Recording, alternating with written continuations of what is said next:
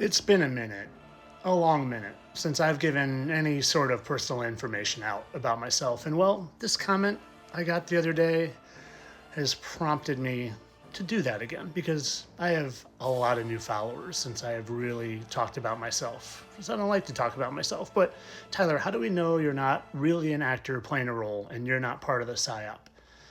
I love and hate this question so much. I love it because I want people to always be questioning things. I want people to be questioning the narrative. I want people to be questioning those that are giving out information. I even want people to be questioning me. But at the same time, I absolutely hate this question because at the core of who I am, it's just a dude who cares and a dude who found out he had been lied to his whole life and that those lies stopped him from believing in God. And I'm just a guy trying to help people see through the lies for the ultimate purpose of finding God, like I did. But I want to tell you a little bit more about myself.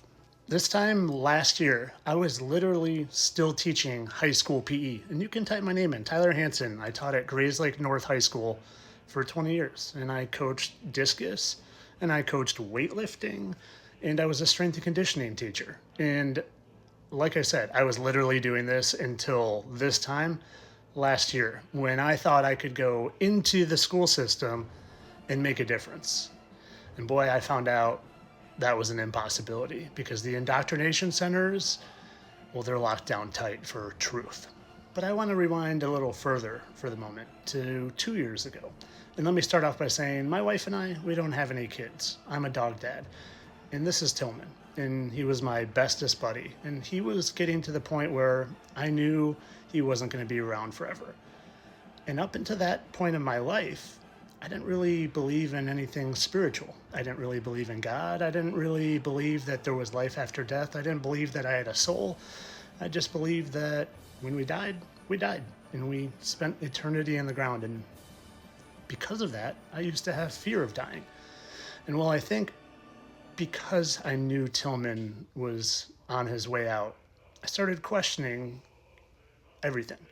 I started seeking answers. I started wondering, is there more to this place than what I think? My exploration for truth started in one very specific spot.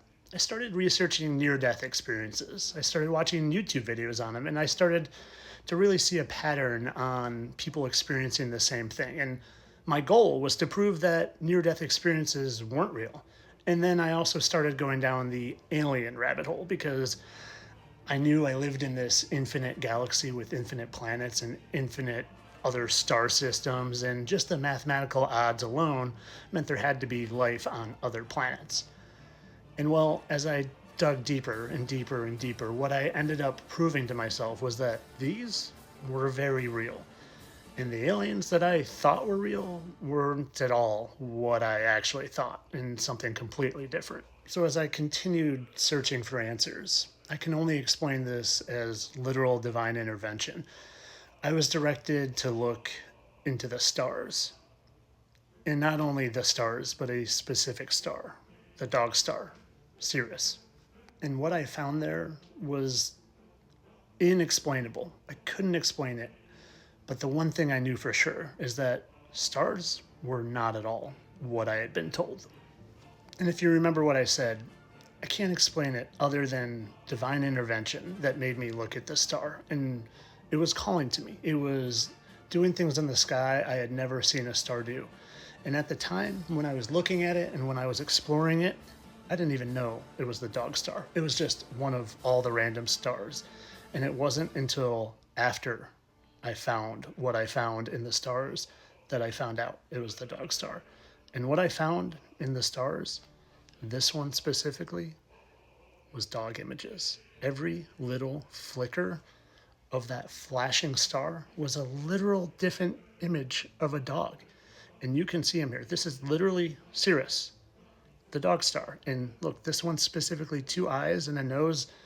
There are dogs in the stars. And at the time, I had absolutely no idea what this meant. But what I knew without a shadow of a doubt was that stars, like I said, weren't burning balls of gas quintillion or trillion or quadrillion miles away. They were something very different.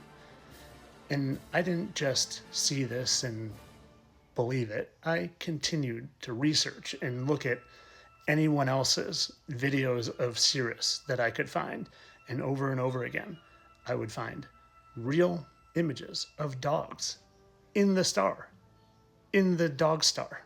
Now, I know it sounds absolutely loony and insane and crazy, and these are just a few of them that I captured when I froze it. And I can only say the only reason I ever found this is also because I spent 20 years as a weightlifting and a shot put and a discus coach that would rewind and fast forward frame by frame to see my athlete be able to move their heel in a slightly different fashion to get them to throw farther or lift more. So I spent 20 years staring at video and breaking it down frame by frame. So when I saw this, you can see here, and some people don't have the vision for it, but here there are literally a dog head here next to another dog head.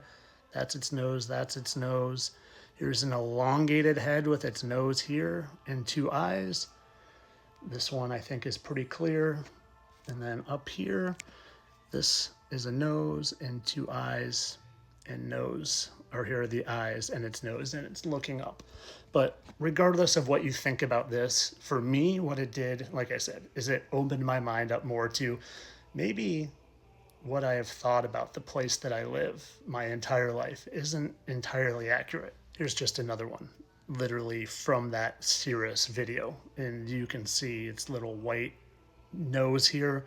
This is obviously a real picture, but this was in the star. Two eyes and a nose. And again, another one, I tried to find a picture that looked exactly like what was in the star. And maybe at this point I've completely lost you and you just think I'm an insane person, but you can go do this yourself. Go to a YouTube video of the dog star and see what you find. And well, now that I knew without a shadow of a doubt stars weren't what I thought, when I came to other theories about Earth and it not being a spinning ball, I didn't have as hard of a time looking further into it as most would, because I already knew they were lying about stars. So if they were lying about stars, they could very easily be lying about this. So now once I heard this alternate theory about Earth, I wasn't going to take anyone's word for it. I was going to figure it out for myself, because at this point I trusted nothing from no one.